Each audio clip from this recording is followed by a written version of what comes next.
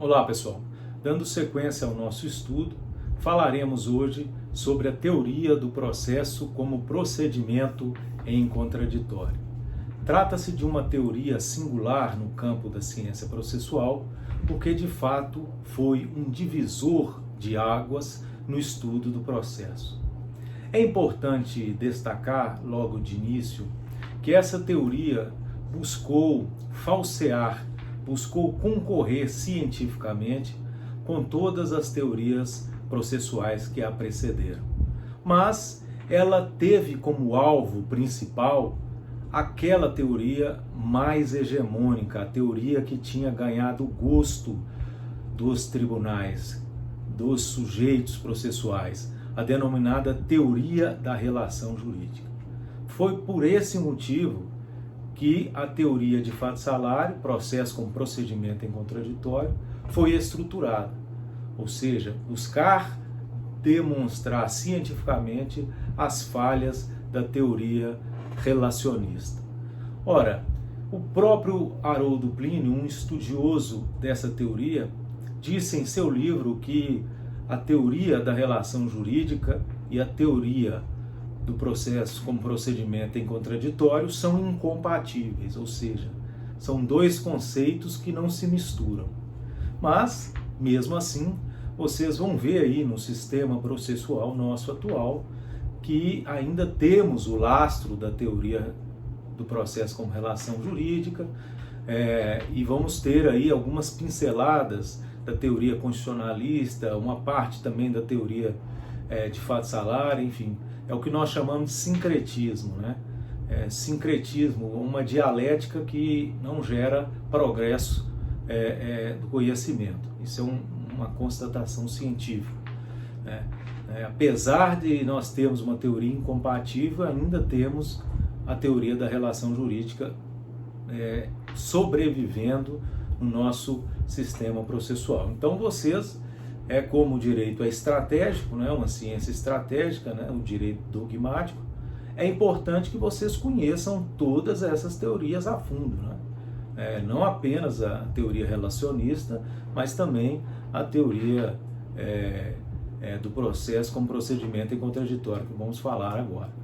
E qual o ponto central dessa teoria? Por que ela chamou atenção em distinguir da teoria da relação jurídica? Olha, o primeiro ponto, né, é a distinção que fato-salário faz de processo e procedimento. Até então, era uma verdadeira confusão teórica, conceitual. Falava-se que procedimento era o mesmo que processo era o mesmo que procedimento, ou que processo era a exteriorização do procedimento, enfim, e várias palavras para explicar outras coisas. E com o fato-salário foi colocado termo nessa discussão. Ele estabeleceu que procedimento seria, via de regra, né, uma sequência de atos jurídicos onde o ato antecedente é condição de existência do ato subsequente e assim sucessivamente até o provimento final, que é a sentença. Então veja, o procedimento criado por lei são atos jurídicos que poderão ser praticados pelas partes na comprovação da sua pretensão. Então, dentro de um procedimento, eu tenho lá o seu início lá, que podemos dizer, com a petição inicial, retirando o estado da inércia. A partir desse momento, em razão do impulso oficial, eu terei vários atos subsequentes que irão acontecer com o ficto de se chegar à elucidação fática discutida nos autos, né, que teremos ao final uma sentença. Então ele estabelece essa distinção sobre o procedimento, ou seja, não é qualquer procedimento, é um procedimento legal, cuja finalidade é tornar previsíveis as regras do jogo. Nenhuma função jurisdicional pode funcionar sem que as regras sejam pré-estabelecidas. Aqui não funciona a teoria da cachanga, né? A teoria em que pode fazer algumas mudanças que uma das partes achar conveniente ou o próprio jogador. Então, o que Fatsalari busca com esse esclarecimento sobre o procedimento é garantir aí a previsibilidade das ações jurídicas, das ações que acontecem no curso de um procedimento, cuja finalidade é gerar uma sentença.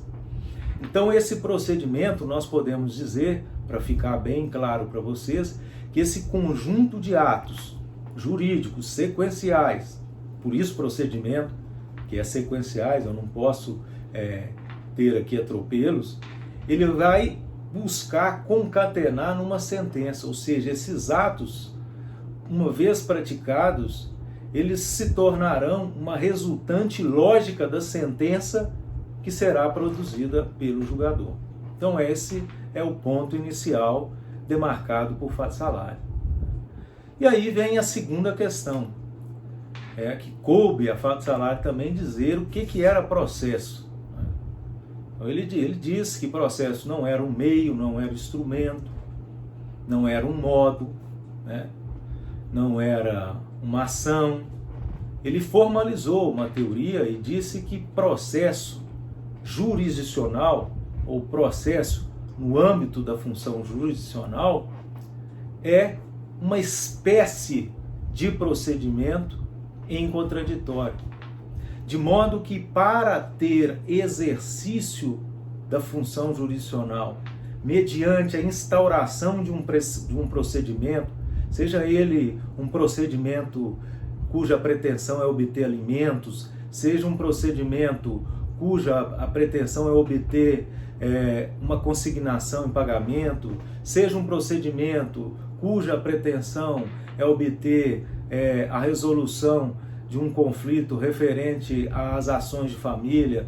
Então, ele deixa claro que esse procedimento só terá um caráter de processo à medida que ele for desenvolvido em contraditório efetivo entre as partes interessadas. Então, veja, nós temos um modelo de procedimento criado por lei que disponibiliza o exercício da função jurisdicional pelo direito de petição. Então, eu tenho um procedimento que estabelece algumas regras de proceder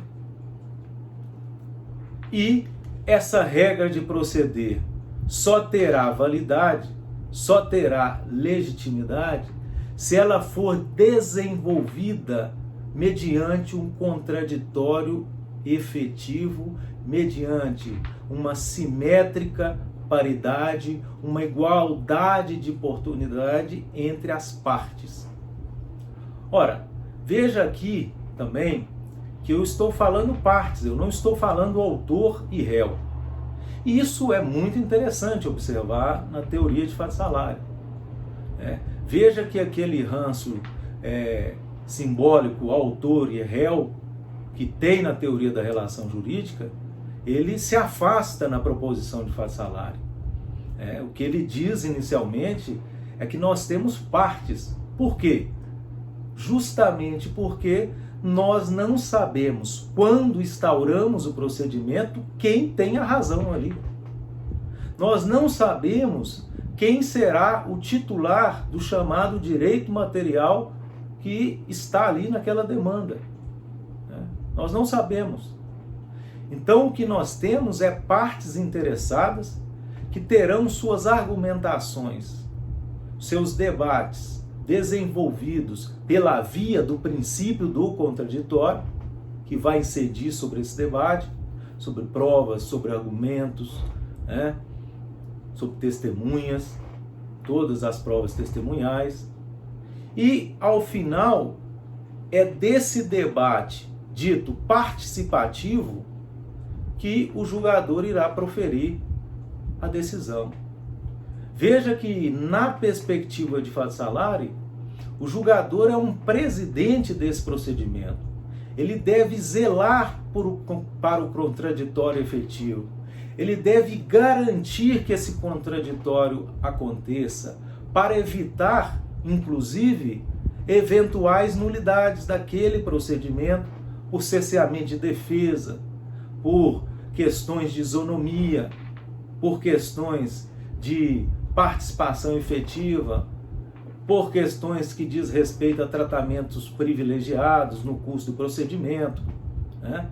Então veja que tem uma função, o julgador tem uma função muito importante, porque ele, apesar de não ser ali um contraditor direto, porque ele não tem interesse na causa, ele assegura o contraditório, porque ao assegurar o contraditório, ele tem uma maior clareza dos pontos controvertidos na demanda. Isso gera para ele a possibilidade de produzir decisões mais, entre aspas, rentes à realidade fática e jurídica debatida naqueles autos. Então, esse avanço de fato salari é importante, que a teoria dele muda o conceito de parte, muda a importância inicial do contraditório, muda a ideia de procedimento, de modo que alguns autores, como André Del Negre, vai dizer que a teoria de fato salari é um degrau científico para a ciência processual. É um degrau científico. A teoria dele já é suficiente para vocês construírem aí um código de procedimentos. A teoria dele.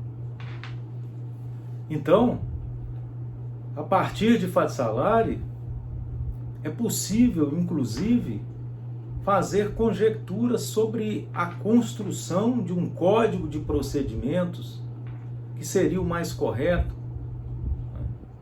e não como se fez na exposição de motivos, no Código de CPC de 2015, onde que eles tentaram aproveitar partes de uma teoria, parte de outra, né? Isso na epistemologia da ciência nós vamos ver que quando se faz junção de teorias e preserva as suas contradições, nós temos aí um decréscimo da ciência. A ciência só é ciência quando estamos dispostos a não admitir nenhuma contradição.